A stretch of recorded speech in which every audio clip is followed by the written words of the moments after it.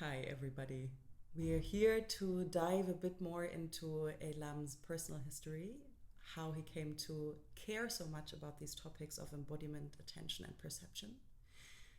And I want to start by asking you about your brother, your relationship with your brother.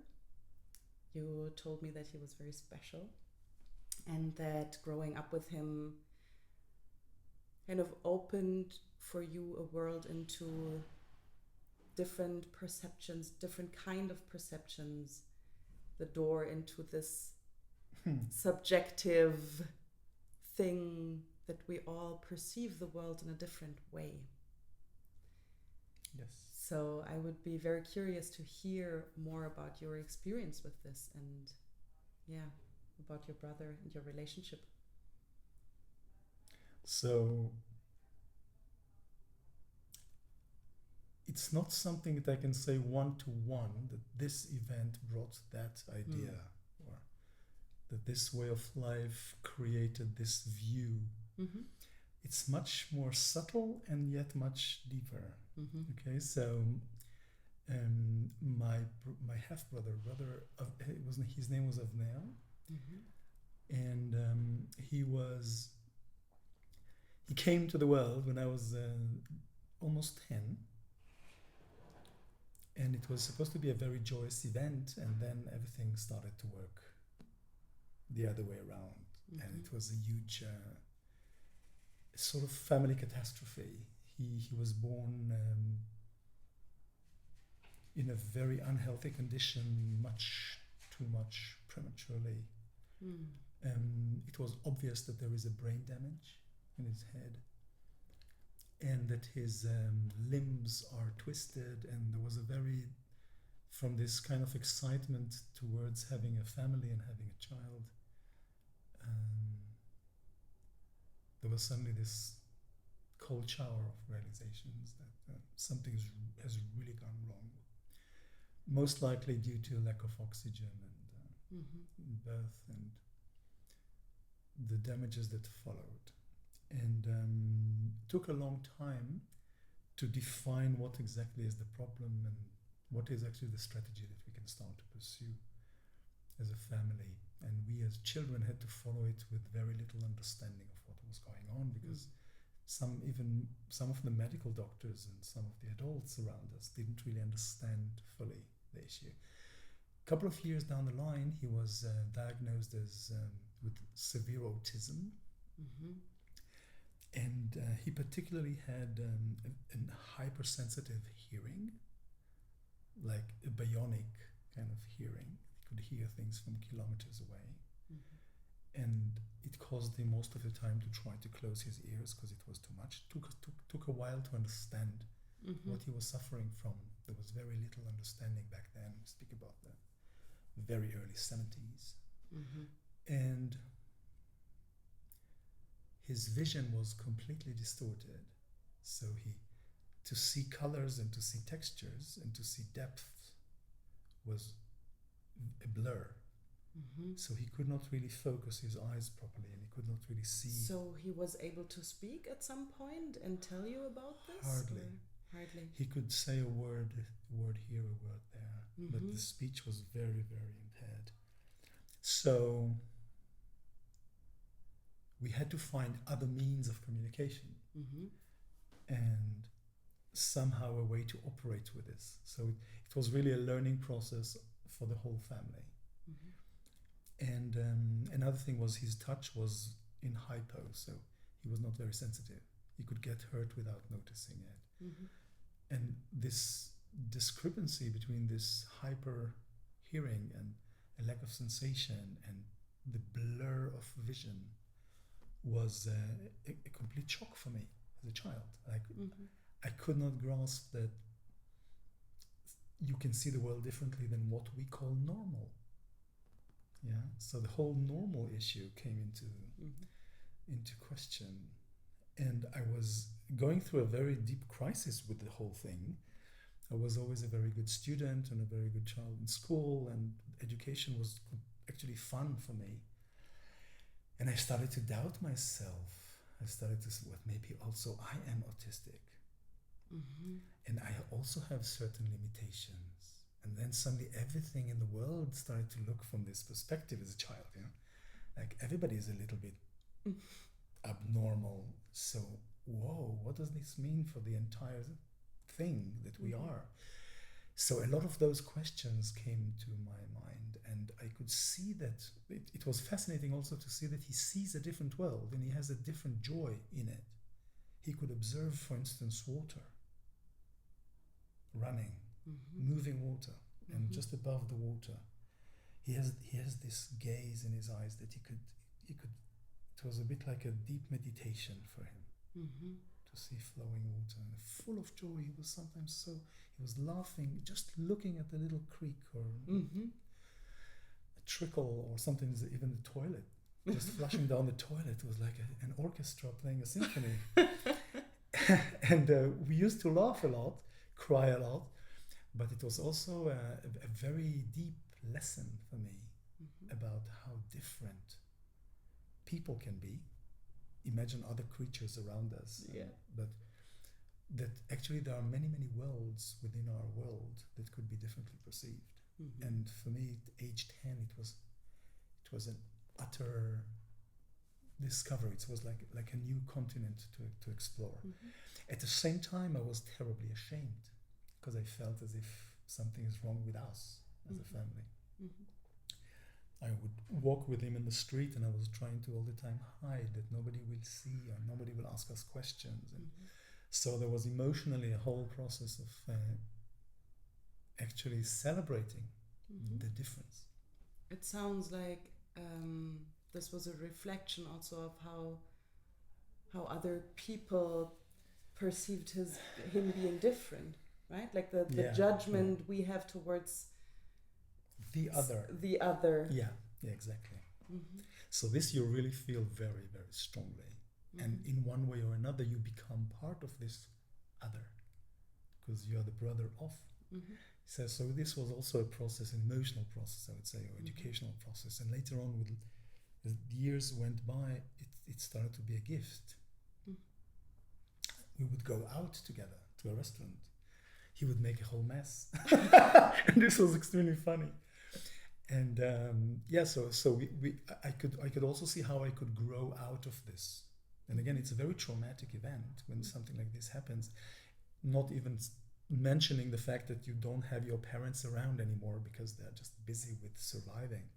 So this, by the way, but it was an utter shock. Mm-hmm. So it also took a while to start to go beyond it and start to understand. Until today, it sometimes brings tears to my eyes. I recognize people with limitations Mm-hmm. from a kilometer away. Mm-hmm. Yeah, so we can walk in the street and I tell Claudia, hey, there is a colleague of Avner. Mm-hmm. Yeah. How do you perceive this? I just sense them. Mm-hmm. And what about them? There is some kind of an awkward motion in their bodies. Mm-hmm. You can feel that they are different than the frequencies of the normal people. Yeah. So it's a very, I feel still that it's kind of living with me, this kind of experience. And especially when I started to discover my interest in perception and in attention and in embodiment, also to realize my limitations, but also to realize, to accompany people struggling to expand their horizons. In a way, this curse became a blessing. Mm-hmm. So that's a very important lesson for me in my life of how to, on the one hand, recognize that we have an issue, we have a problem. Hey, Houston, we have a problem. But on the other hand, not to see this problem as a dead end, and to ask ourselves, how do we move on? I think it's extremely important, and not just personally for me, but we live in a culture that celebrates victimization, sometimes in a way that paralyzes us. And we are so much busy with the status of being shocked or traumatized, which is definitely there. definitely there. But it becomes the dead end, it becomes the end station, Endstation, becomes the terminal, the Gare terminus, as they say, and then we cannot go beyond it. And my question was also as a child, perhaps with the energies of a child, we must do something here. Yeah, and my parents also went through very special training in the different methods in the 70s that were trying to help autistic children. And one of the interesting things they've done was to try to develop parts of the brain that we don't use. So the whole plasticity of the brain came into question. And I'm a child of 11, 12 when we started to work with this. There was a very interesting doctor in the US that created this methodology for developing parts of the brain that are not used to help autistic children to start to go. Yeah, so this was very, very interesting. And then suddenly I could understand, wow, but if it works for the autistic children, maybe it can work for us. Yeah. Maybe we also can start to look into this plasticity of the brain as a way to develop our capacities and capabilities. And because of my previous experiences as a toddler, and this is a different story of war experiences and so on, the feeling of the human being as a world that can be cultivated. That we had exercises with my brother to develop his eyes. We learned to work with touch. We had to do exercises of reorienting his spatial experience of the space around him. So we were training him, like we were children, and we learned to be little trainers. So we had shifts, who does then and who does that. And so it was already starting to come to carry this burden together, but also to understand that there is a training that can be done, and this might be helpful, and there is a methodology to follow, and so on. So this was fascinating. Yeah, was the training also interesting for you to do? I didn't really consider some reflectively about it, but it was to work with a flashlight around the eyes and trying to create places that the eyes can go in different directions, and to swirl them around on a chair. For me, it was more to operate it and to do it properly. But it was in itself the concept that we can train, and out of this our brain can start to become a gooey, intellectual or smart thing. Yeah, and I mean we really speak about especially autism as a spectrum, right? That we all are on the spectrum at some point. So I think it's very, very interesting to connect to different ways of perception and start to train with this, considering we all come differently. We all come with different abilities, capacities, limitations. The only thing for sure is we all have some kinds of limitations and some kinds of abilities. And both is not fixated, like this is how you are, but there is, it's in motion. It can be, it's plastic. It's plastic, or it's in flux. It's and this is the beauty of it, because in the human being is an evolving creature. On the one hand, it can be imprinted from the surrounding. On the other hand, it can imprint itself. So we are self-actualizing beings on a spectrum. And it's a multi-spectrum, because if you look at different talents and different intelligences that we have, it's a bit like a spider web, because we are in different places, different positions, in different projects.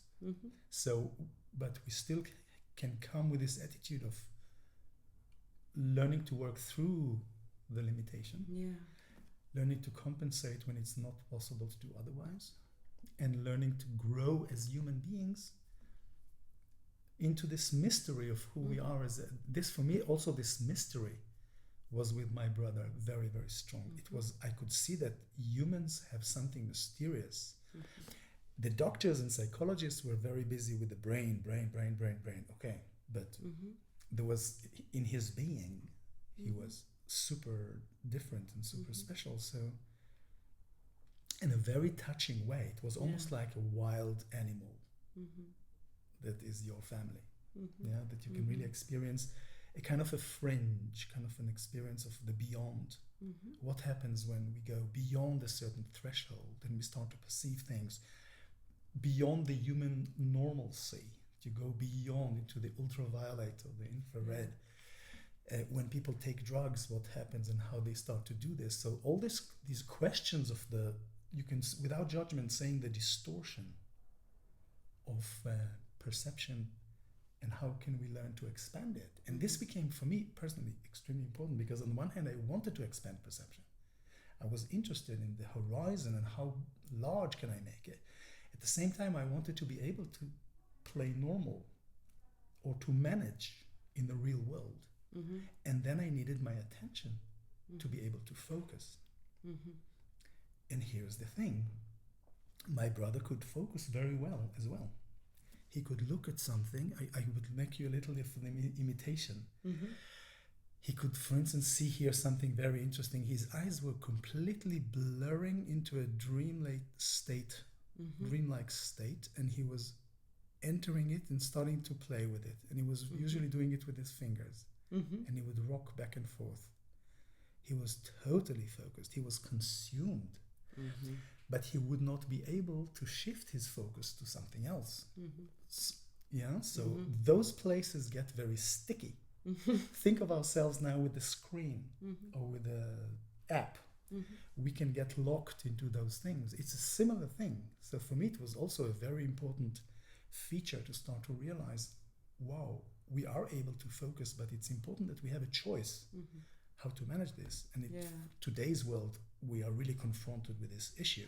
For sure. So I wanted to have the horizon, and I wanted to be able to focus.